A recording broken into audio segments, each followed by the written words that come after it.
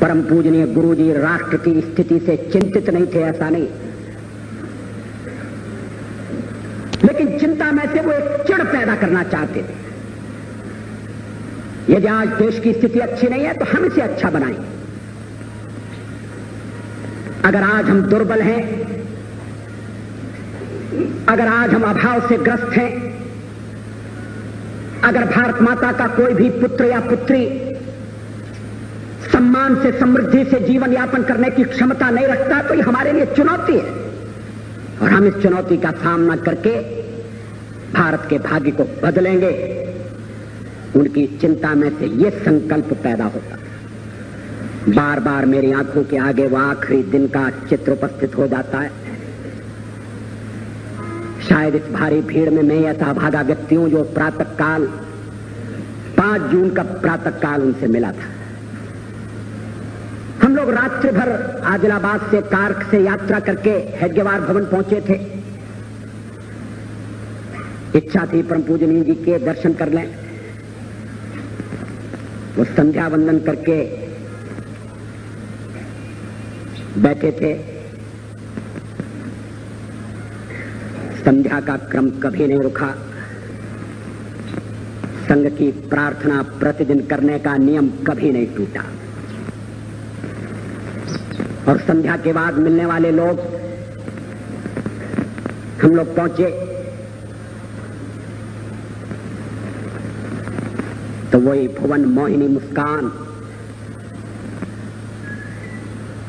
हृदय का हरण करने वाली,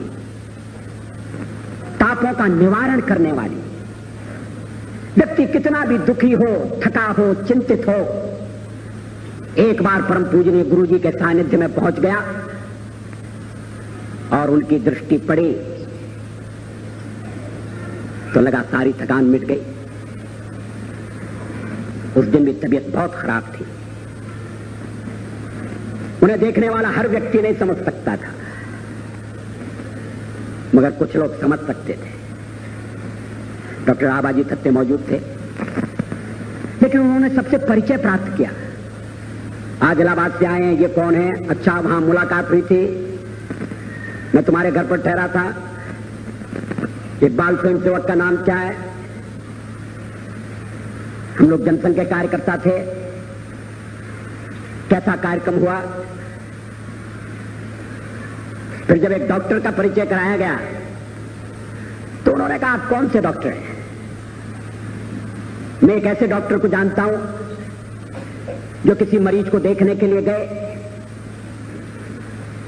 और डॉक्टर ने मरीज से पूछा, बताओ तुम्हें क्या तकलीफ है? तो मरीज बिगड़ गया। कहने लगा, अगर तकलीफ आपको ही बताना है और मुझे ही बताना है तो फिर आपकी क्या जरूरत है?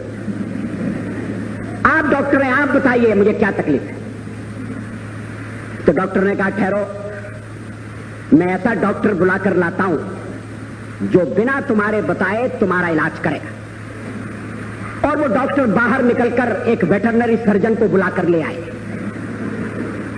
एक जानवरों के डॉक्टर को बुलाकर ले आए। कहने लगे कि ये तुम्हारा इलाज कर सकते हैं, इनके मरीज को कुछ बताने की जरूरत नहीं पड़ती, ये स्वयं सब कुछ समझ लेते हैं। तो फिर उन्होंने जो हमारे साथ डॉक्टर थे उनसे पूछा, आप कौन से डॉक्टर हैं? ये विनोद था, वो जानते थे वो डॉक्टर कौन है। मगर मृत्यु दरवाजे पर खड़ी थी, शरीर साथ छोड़ रहा था, संसार के बंधन एक एक करके टूट रहे थे।